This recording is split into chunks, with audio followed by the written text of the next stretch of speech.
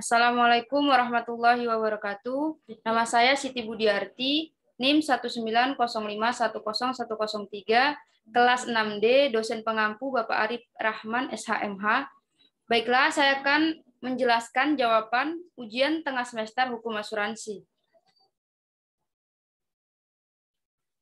Yang pertama, sejarah perkembangan hukum asuransi dunia dan di Indonesia. Sejarah asuransi dunia yaitu yang pertama, sebelum Masehi ditemukan hukum kode Hammurabi di Babilonia, Irak pada tahun 1750 sebelum Masehi. Kedua, abad pertengahan, di Inggris, bentuk sekelompok orang yang mempunyai profesi sejenis membentuk satu perkumpulan yang disebut Gilead. Ketiga, sesudah abad pertengahan, tahun 1347 di Gonea, Italia pertama kali konsep asuransi laut dalam bentuk tertulis. Keempat, asuransi modern. Pada era reformasi industri, era mekanisme pertanian, dan era reformasi produk asuransi telah bermunculan beberapa asuransi antara lain asuransi pertanian, asuransi publik, asuransi pendidikan, asuransi kesehatan, dan lain sebagainya.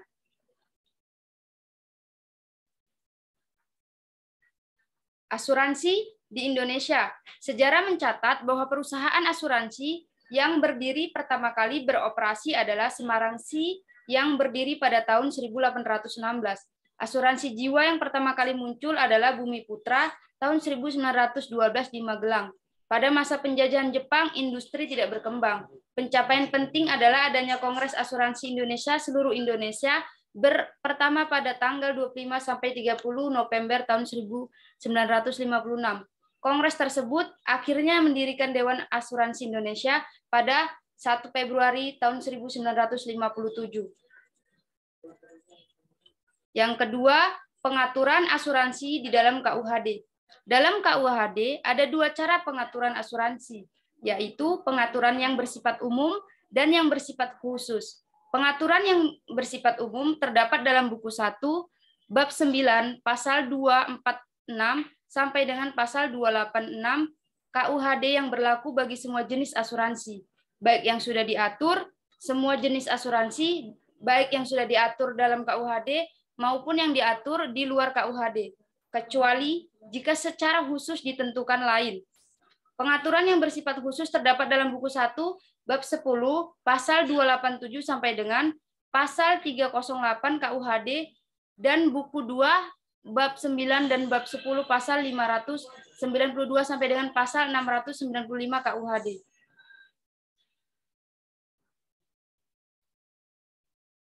Undang-Undang Nomor 2 Tahun 1992 tentang usaha perasuransian.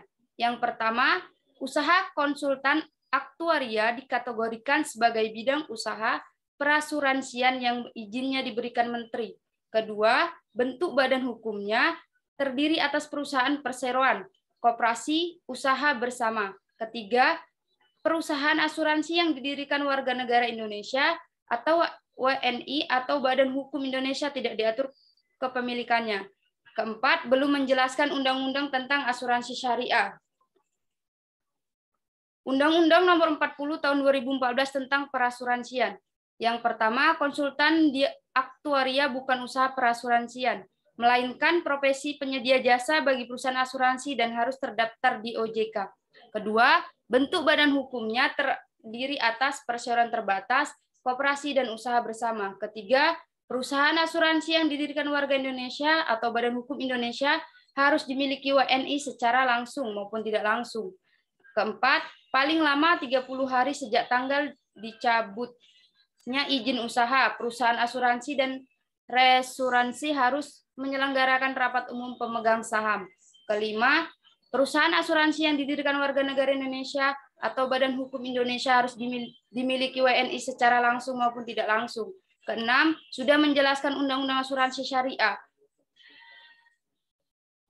Contohnya, dalam Undang-Undang Nomor 2 Tahun 1992 hanya mengatur tentang asuransi konvensional, sedangkan dalam Undang-Undang Nomor 40 Tahun 2014 sudah mengatur tentang asuransi syariah. C. Kedudukan para pihak dalam asuransi.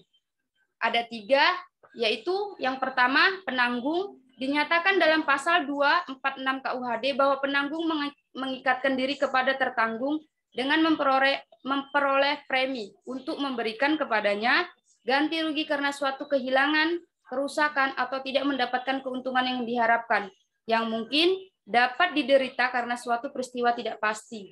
Kedua, tertanggung dikatakan dalam pasal 246 KUHD adalah pihak yang membayar premi dan menerima ganti rugi karena suatu kehilangan, kerusakan, atau tidak mendapatkan keuntungan yang diharapkan, yang mungkin dapat diderita karena suatu peristiwa tidak pasti.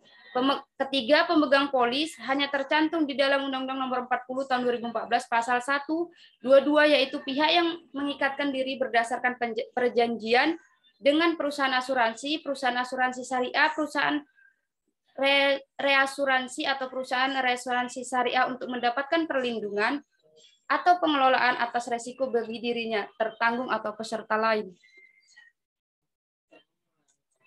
D. Asas-asas dalam asuransi.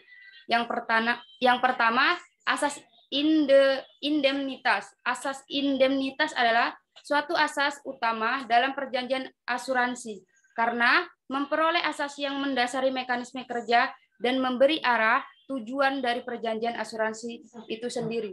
Kedua, asas kepentingan yang dapat diasuransikan. Asas kepentingan yang dapat diasuransikan merupakan asas utama kedua dalam perjanjian asuransi atau pertanggungan. Maksudnya adalah bahwa pihak tertanggung mempunyai ketertiban sedemikian rupa dengan akibat dari suatu peristiwa yang belum pasti terjadinya dan yang bersangkutan menjadi menderita kerugian. Ketiga, asas kejujuran yang sempurna dalam perjanjian asuransi. Asas ini lazim juga dipakai istilah-istilah lain, yaitu itikat baik yang sebaik-baiknya. Asas kejujuran ini sebenarnya merupakan asas bagi setiap perjanjian sehingga harus dipenuhi oleh para pihak yang mengadakan perjanjian. Keempat, asas subrogasi. Asas subrogasi bagi penanggung meskipun tidak mempengaruhi sah atau tidaknya perjanjian asuransi perlu dibahas karena merupakan salah satu ditegakkan pada saat-saat dan keadaan tertentu dalam rangka menerapkan asas pertama perjanjian asuransi ialah dalam rangka tujuan pemberian ganti rugi ialah asas indemnitas.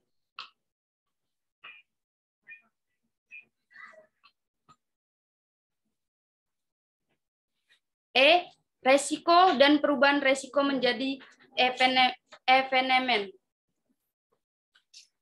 Resiko dalam asuransi adalah ketidakpastian akan terjadinya suatu peristiwa yang dapat menimbulkan kerugian ekonomis.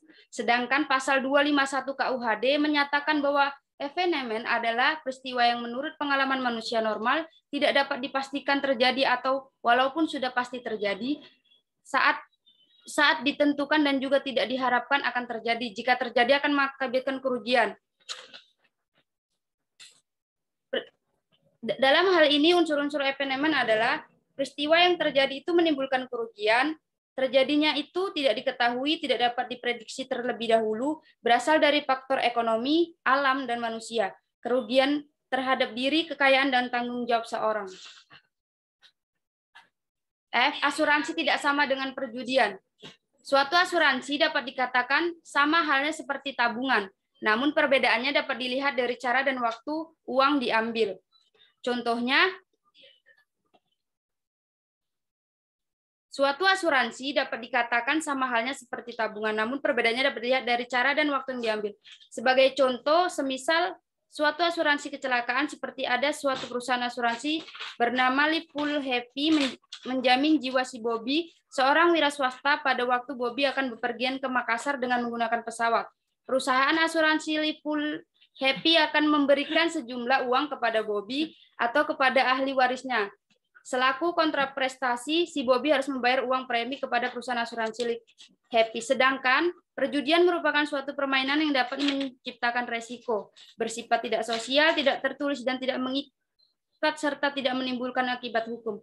Sebagai contoh, Danang dan Dudung merupakan teman dekat. Mereka berdua sama-sama menyukai sepak bola. Pada suatu hari, terdapat pertandingan sepak bola antar klub besar yang merupakan jagoan mereka masing-masing. Kemudian, Danang dan Dudung mengadakan suatu pertaruhan, yaitu apabila klub sepak bola jagoan Danang kalah, maka ia harus membayar sejumlah uang kepada Dudung. Hal tersebut termasuk suatu perjudian, yaitu judi pertandingan. Dari penjelasan di atas tersebut bahwa asuransi berbeda dengan perjudian. Sekian dari jawaban presentasi hukum asuransi saya. Jika ada kata-kata saya yang salah, saya mohon maaf. Wassalamualaikum warahmatullahi wabarakatuh.